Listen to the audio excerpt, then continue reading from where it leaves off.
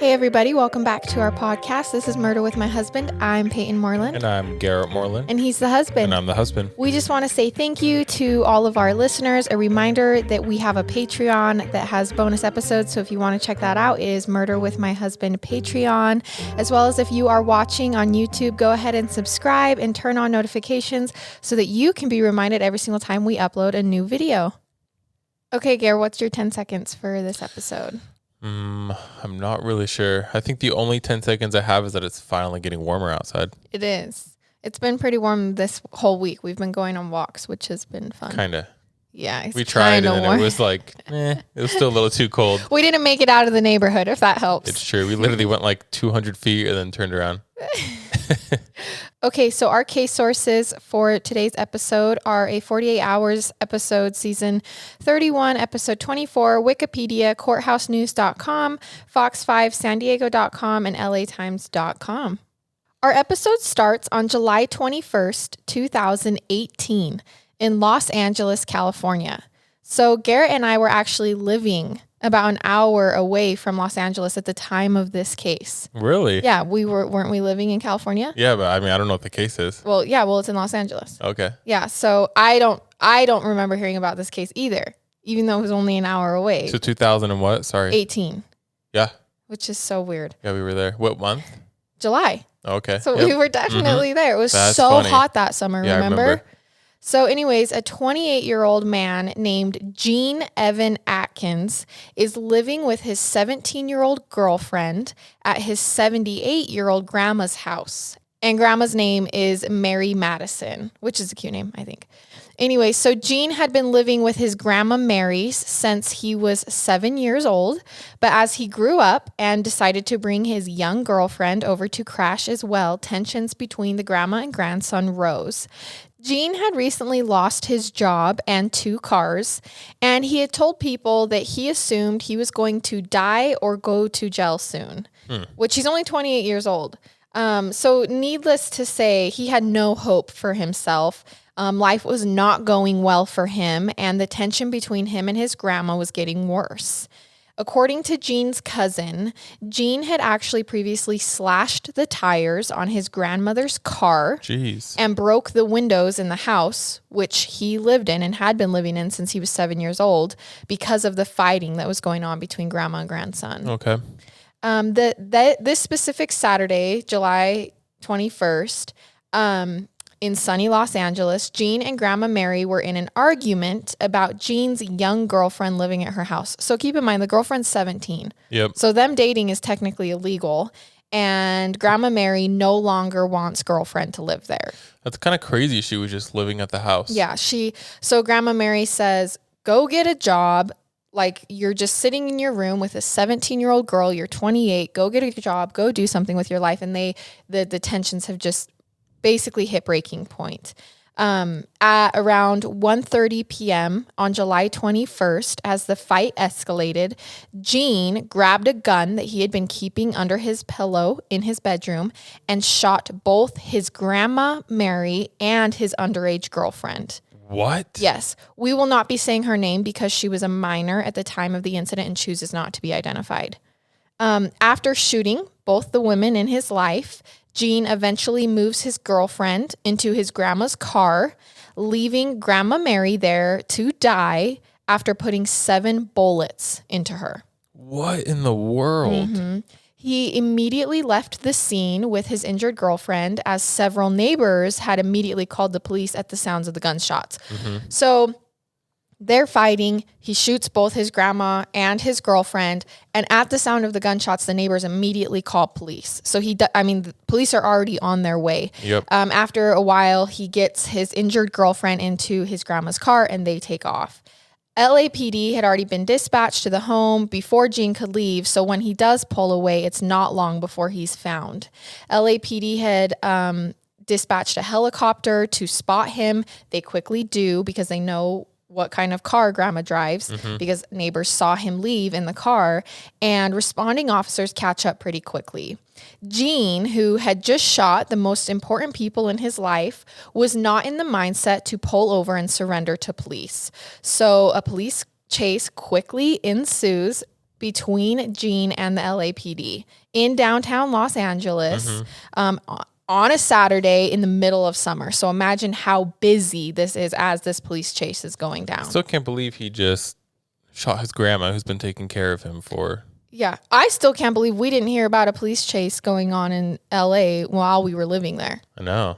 So if you are watching on YouTube right now, we will be inserting footage from the dash cams of the police cars of this police chase and also of the media so you can see exactly what we're talking about. I guess it's 2018, so... Yeah. It's already broadcast. Like as soon as there's a police chase, all the media is there. There's helicopters with cameras. Everything's going. Yeah. So the chase lasts nearly 15 minutes, weaving recklessly in and out of traffic, putting many lives in danger.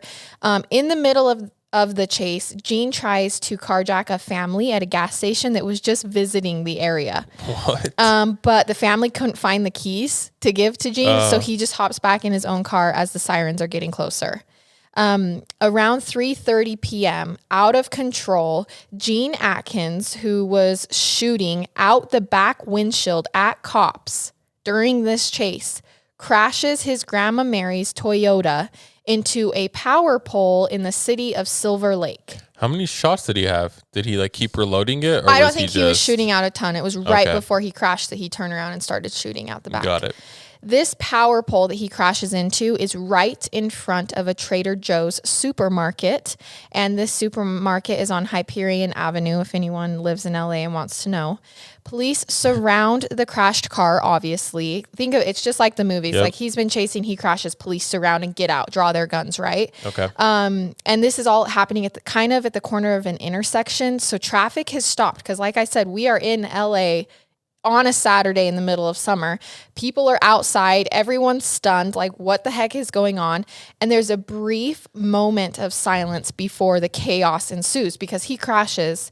And then everyone's like, is he getting out? Is he staying in? Do police go forward? Yeah. Do they get him out? You know, Because they assume that he's armed and dangerous. well, yes, so. he's been shooting out of his back window. So after a brief moment, Gene opens his driver's side door and jumps out of the blue Toyota. His girlfriend, still injured, stays inside. Gene is holding the handgun that he used on his grandma and his girlfriend in his hand. And when he gets out of the car, he immediately turns towards police and fires. As he is shooting, yes, he is running towards the entrance of the Trader Joe's. So he has his arm out, he's shooting and running at the same time to get inside somewhere. Trader Joe's. So and the Trader Joe's is the front door is right by where he crashed. So now it is Saturday in LA. There are at least 40 to 50 people inside the Trader Joe's at the time of this incident. So the cops can't just shoot back because they might hit someone. So this is problematic in this story because on the body cam footage, you hear cops saying, don't shoot, don't shoot, don't shoot back. Like it's not a clear scene. Cops do fire back. Oh. Yeah. So we'll get into that a little bit later. Okay. So as Gene is running, police are firing back. Inside the Trader Joe's store was a bunch of random strangers who all happened to be there on that Saturday at the exact moment. They are all peacefully doing their shopping, getting whatever it was that drew them there, when everyone hears a loud screeching sound followed by a crash. Confused and alarmed, everyone stands there, but to their horror, the screech is quickly followed up by gunshots. Now, as you can imagine, it takes roughly 2 to 3 seconds, depending on the person, for panic to set in. People scream, people drop to the ground, people take off running. Everyone is confused and everyone is scared. I think we all are very, sadly aware of public mass shootings and have heard of situations where there was an active shooter in a school, a movie theater, a concert, etc. I'm sad to say that this reality is devastating, but it ran through most likely everyone's heads in this Trader Joe's store this day, that this could really be happening right now. None of them know what's going on. Yeah. Seconds after the first gunfire, people in the store start yelling to get down. The gunshots were getting louder, and eventually someone yells out, "The gunman is in the store." These were real people in this store who suddenly found themselves a bunch of strangers, all living separate lives just seconds earlier, but now we're going through the same terror together. Yeah, because how would you know that it was someone that the cops were chasing? Like They have you no idea. No idea what's going on. going all on. you hear is gunshots and then someone yelling, he's in the store, he's in the store. So some of these innocent people this day at Trader Joe's was a woman named Lynn Westifer, who is a promotions producer for CBS.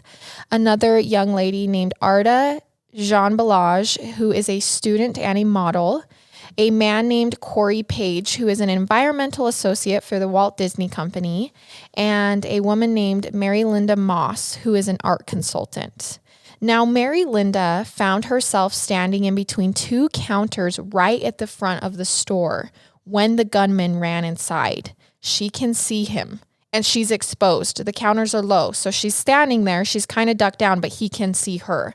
How many shots does this guy have left, though? That's what I was trying to figure out. Like, well, he just runs in with a gun. Yeah.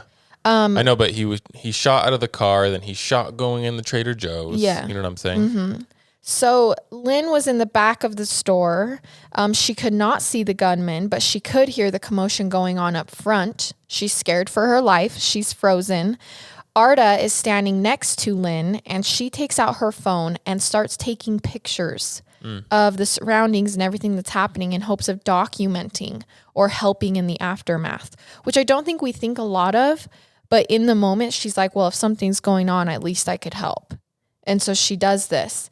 And we will upload the pictures that she's taking at the time all of this is going on. Okay. Corey, who is also towards the back of the store, has found himself shoved into a closet that has a glass door, but at least it's, a room it's covering. And he's crammed in there with 21 other people. And this closet is small. Way. Yes. So they are body to body crammed in there. He also pulls his phone out and is taking pictures that we will also load on social media. Corey, along with everyone in the closet, know that they are sitting ducks in there, but what are they going to do? Like they just found a place of safety. Yeah. They don't know where the gunman is. And I think people naturally feel safety in numbers. So because there's 21 of them in there, none of them move. None of them decide to leave. Back up front with Mary Linda, who is in vision with the gunman, she notices that the gunman's left arm is severely injured and bleeding. He was shot in the left arm. Oh, okay. He is holding the handgun in his right hand, but he's not actively shooting. Lynn, who had left her phone in the car, is desperate as everyone around her begins texting their loved ones on their own phones and making phone calls. Oh, man, that's so sad. Yeah. Sending out their final I love yous just in case. They don't know what's going to happen in here. And this is when the shooter yells for the first time for everyone to get off their phones because he can hear people talking on the phone. Outside of the store, police are now lining up, as you can imagine. We've all seen footage like this, and we will upload the footage of this exact situation. It's so crazy because it was only a couple years ago. There's all this footage. Yeah. So media has now arrived. They were already following the chase. They're now there. This is a hostage situation. It's a frenzy outside. Police clearing the road, getting cars out of the way. First responders are pulling Jean's girlfriend out of the crashed car and bringing her into the hospital. Live footage from outside the Trader Joe's is now being broadcast on every channel. Holy which is how crap. how did we not hear about this? I don't know. I wonder if it was on TV and we didn't really watch like cable back then. I don't even think we had cable. But still, we would have heard about it on Twitter, on some sort of social media. I don't know. Maybe we were just not aware on July 21st. Apparently. So anyways, back in the store, Mary Linda can see the shooter checking out the door as the police had lined up. And so I'm going to explain if you're not watching on YouTube and can't see the footage. The doors to Trader Joe's are like the automatic opening doors that open from the middle and slide open. And there's two. So you walk in one and then you walk in another. And Mary Linda can see that the shooter is peeking his head around to look out those doors, but they're not opening because he's not close enough. She can tell that he's weak and is frightened when he turns around and makes eye contact with her. And for the first time, he speaks. He demands that Mary Linda come over to him and massage his hand because it's hurt from the bullet. Weird. I was going to say, I don't expect that he went in there with the intention to kill people. I could be wrong. He just wanted safety. But I think he's just trying to still escape somehow. Yes. So uncomfortable, but just trying to stay alive, Mary Linda walks over and does it. She begins massaging the hand of this random guy who just shot at police and walked in here. She has no idea that he's shot his grandma 7 times before this, that his girlfriend is injured, shot, and being pulled out of the car outside. She has no idea. This is nuts. While that's happening, the gunman is making phone calls on his own phone because he has a cell phone. And he discovers that his grandma so far is still alive, that the police got there right after he left and they rushed her to the hospital. He shot her 7 times and she's still alive. At this point, still alive. I would have guessed that the girlfriend is alive. She's still alive too because they pulled her out. The grandma, there's no way I would have guessed that. Yeah, so go Grandma Mary, 7 bullets and she's still alive. How old is she? Do you know? 78. Holy crap. Yeah, so Mary Linda says that after this news of the grandma still being alive, the shooter who she is massaging starts going into what she believes is shock. She's not like a professional, but he begins shivering, he's sweating, he's not talking, he's just staring blankly. And Mary Linda asks him, do you want me to go get you a jacket from the store for you? Because he's shivering, because he's bleeding out, like his wound is bad. And he says, sure. On her way to go get the jacket, Mary Linda passes a desk and she sees a woman lying on the floor behind the manager's desk. That's what she passed, was the manager's desk. And when she walks by her, at first she thinks this woman is just taking cover, like down on the floor. Mm-hmm. But as she walks by her, Mary Linda notices that the girl doesn't acknowledge her. She doesn't even move. She's just laying there. So she gets the jacket and on her way back looks closer and notices that there's a pool of blood around the girl. It was one of the bullets from the cops, huh? And, what? You just are on top of this. Well, I would assume that's what it was. Yeah. So she's like, oh my gosh, I think that girl's hurt. And so when she returns to the gunman, she tells him, there's a girl on the floor over there, and calmly asks him, can we look into trying to get help for her because she looks like she's not doing well? And the shooter replies to her, that was the cop that shot her, not me. Oh. And Mary Linda says, that's okay. She still needs help, and I think we should get her help. So can we take her outside? Yeah. And the gunman says, okay, fine, take her outside. Oh, wow. So a Trader Joe's employee brings the injured woman outside, carries her to the now militant defense that's waiting. I mean, they've got what are those called? Barricades. They've got huge, big, the SWAT team is there. Yeah. Yep. And you can we will upload this footage, but you can see this footage of him taking her out of those sliding doors. Because this is the first time those have opened now since Jean has gone in there and taken these people hostage.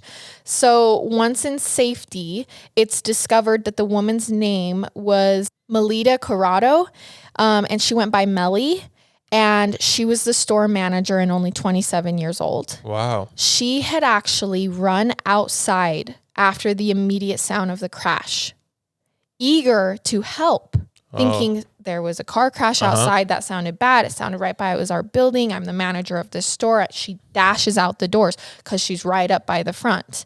And devastatingly, she didn't know that she would be running right into the crossfire between Jean and LAPD. By the time Jean got out of his car, she was running out to help and he was running in. So they crossed paths. So she got shot, but that she ran back inside the store. Did she not realize she was shot? Is that what happened? But I think she ran in the store trying to get back out of the gunfire. Imagine, she runs out. There's gunfire all of a sudden that she runs right into. The gunfire starts as she's running out and he's running in. Yep. She gets hit, turns around, runs back in the store thinking, I don't know what's going on out there, but I just got hit. Where was she hit at?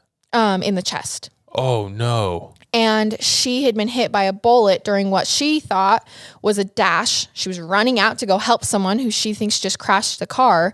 So think about that. She was going out to help someone and got hit in return and had to run back inside to take cover. So back inside of the store, the gunman's phone rings and it's finally the police trying to make contact with him because it's a hostage situation and that's what they do. So they finally get his number. They figure out who he is, what had happened, get his number, call him. They tell Jean that his girlfriend is also still alive, that they pulled her out, and she is also still alive. He's got to be freaking out. And they said the bullet only grazed her head. So it was like you could see her skull, but it didn't go in her skull. He shot her in the head? Yeah, and it just grazed her head. And so she was going into surgery right now. And Jean replies by telling cops, you know, if you let me talk to my girlfriend on the phone, I will surrender. Like, I will come out. Okay. And he hangs up the phone and says out loud, how many people are in this store? All of you come up here now.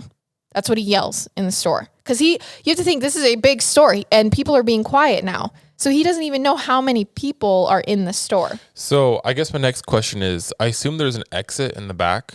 Were people not running out the exit in the back? Yeah, no one ran out. Okay. That was back there. And I don't know if it's because they were just too scared to move. At first, yes, like in the footage, you can see that as he's running in to the store and all that, you know, because we have the body cam footage from the cops, people do make it out of Trader Joe's. Yeah. But not everyone.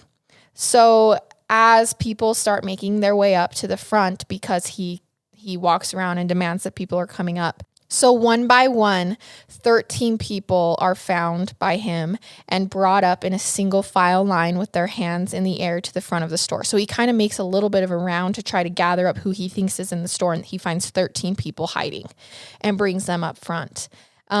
Because at this point, I think he thinks, I actually have to take people hostage or else I'm not going to get my way. I'm not going to get out of this. It's gone too far. So as they make their way up, people notice that there are abandoned purses, knocked over shelves, full grocery carts just abandoned in the aisles as people ran out when all of this happened. So imagine just the destruction that they're like walking up to the front of the store to see. And also they notice that there's so much blood because his wound was bleeding that bad. Both Lynn and Arda are part of the 13 hostages who had now been discovered and moved up to the front of the store. They are so confused when they get up to the front of the store and they see Mary Linda massaging the gunman. That's right. They're like, what the heck? What's going on? The gunman is wearing a sweatshirt with his hood up during this hot summer. Like I said, remember how hot that summer was? Like July was just, they broke records in California, and he's wearing a full-on hoodie with the hood on. And the gunman tells the hostages that they have nothing to do with this, and he really doesn't want anyone else to get hurt. Oh, wow. So Mary Linda begins telling the gunman, you know, I think you have a good heart, and I know you don't want to hurt anyone. And the other survivors are confused about why she's interacting with him, why she's talking to him. But they are later grateful for this act of kindness because they realized that she was helping to ground him, she's to basically de-escalate the situation. Him off the edge. Yes, to save them, to make it so that he doesn't just go haywire and begin shooting them. And Jean tells all of them that if, you know, they don't know what he had done this morning. So they're like, Mary Linda's like, you're a good man, you have a good heart. And he says to her, you don't know what I did this morning. Thinking, I shot my grandma 7 times and my girlfriend and then led the police on a chase, and now I'm holding you guys hostage in here. Yeah. And she says, it doesn't matter. You have a good heart. Whatever happened this morning doesn't matter now. You get to choose now how to act. And at this point, Jean decides after some persuasion to let someone go, like a hostage go. He's going to let someone leave the store. And they decide that it's going to be a 13-year-old boy who's released. And the footage of this is pretty crazy. Like I said, you see the boy walk out and then the police are like, because the police don't know what's going on, and then they grab him, you know, but he walks out to guns just everywhere. I'm sure it's just insane.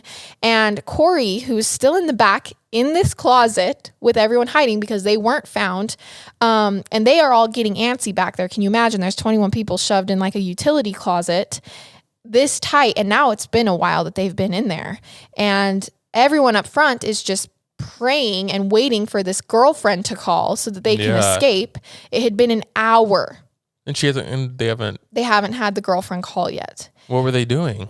I mean, she's okay. Keep in mind, she has a bullet through her head, right. So I don't know. I don't know what's taking so long, but like I said later on, this does become a question, so it's not bad that you're asking that. And you have to keep in mind, like, everyone's quiet, right? Like, everyone's in here. But at the same time, the store's music is playing because the store didn't just stop playing music. So they're all just sitting here, and then they're like, Stevie Wonder comes on, and then Fergie comes on. And like, this music's just playing as this horrific thing is going on.